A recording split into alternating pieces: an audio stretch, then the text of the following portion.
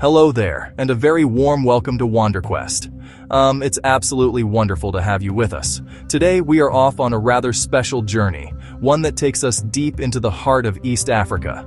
We are venturing into the vast, sun-drenched grasslands of Kenya and Tanzania, the ancestral home of the remarkable Maasai people. For centuries these lands have been their stage, a place of profound connection between people, animals, and the earth itself.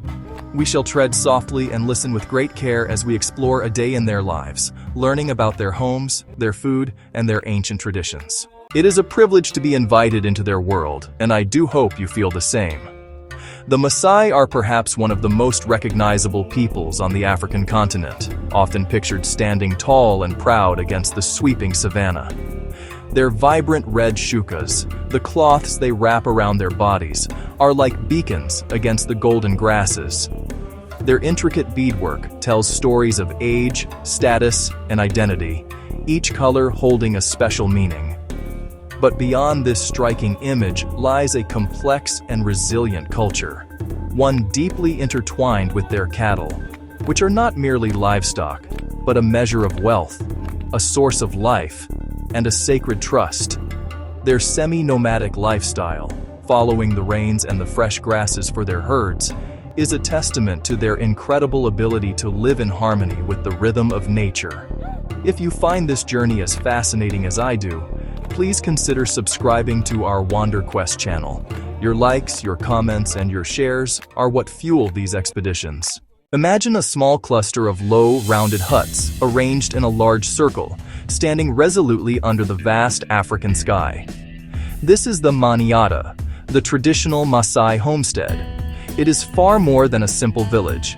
It is the beating heart of the community, a sanctuary for family and herd alike. The entire settlement is enclosed by a formidable fence, often made from thorny acacia branches. It is not decoration. It is a vital line of defense, protecting the cattle, sheep, and goats from lions and hyenas, whose calls echo across the plains after sundown. Life in the Maniata follows a gentle sun and season rhythm. The day begins at dawn. Women start milking the cows. Children laugh and chatter as they head out on errands, fetching water, gathering firewood. Elders sit in the shade, discussing community matters, resolving disputes, passing down oral traditions. Everyone has a role contributing to the common good. The Maniata is built on cooperation and shared responsibility. The men and young warriors, the Morans, are the guardians, leading herds to pasture in the morning and guiding them back to the central enclosure at dusk. In the evenings, families gather around crackling fires, sharing stories that teach courage, respect, and community. The individual huts within the Maniata, known as Nkajijik, are marvels of sustainable architecture, built entirely from materials sourced from the immediate environment. The construction is traditionally the domain of the women. They are the master builders, passing knowledge down through generations. The process begins with a framework of wooden poles driven into the ground, woven together into a lattice of smaller, flexible sticks and branches. This creates a sturdy, dome-like skeleton, low to the ground to resist powerful winds sweeping the plains. Once the frame is complete, the women prepare a thick plaster, mud, sticks, grass, cow dung, and even urine, applied by hand, layer by layer. As it dries under the hot African sun, it hardens into a waterproof, insulated shell. Cow dung is key. It repels termites and has antiseptic properties. The final structure is almost organic, blending into the ochre and brown landscape. Stepping inside a Maasai hut is like entering another world. Brilliant sunlight gives way to cool, smoky darkness. A small, open fire pit is the heart of the hut. It provides light, warmth, and a place to cook simple meals. The windowless interior is compact and organized. No grand rooms, just designated areas. Raised mud platforms covered with cowhides serve as beds. A partitioned corner shelters a newborn calf or a few young goats. Every inch is used with purpose, focused on shelter, warmth, and family. The traditional Maasai diet is remarkably simple, deeply connected to the animals they so prize and the land they inhabit. For generations, sustenance has been drawn directly from cattle. Milk is the cornerstone, consumed fresh and warm, a vital source of protein, fat, and calcium. Children and adults drink milk throughout the day. It is also fermented into a tangy sour milk, preservable and nourishing. Beyond milk, another key element drawn from cattle is blood, revered for strength and nutrition, collected with care without harming the animal. The wound is sealed so the animal heals. Sometimes the blood is mixed with milk, prized by warriors or the unwell. Meat, particularly beef, is not an everyday food. Slaughter is reserved for special occasions. A wedding, a warrior's rite of passage, or a community-wide celebration. When an animal is consumed, nothing is wasted. The sharing of meat is highly organized and a powerful symbol of unity. Deep knowledge of wild plants supplements the diet. Roots, leafy greens, medicinal herbs, and prized honey for sweetening and mead. Drawing from both herd and wild shows resilience and an intimate understanding of their ecosystem. The preparation and sharing of food are steeped in ritual, transforming a simple meal into a powerful community event.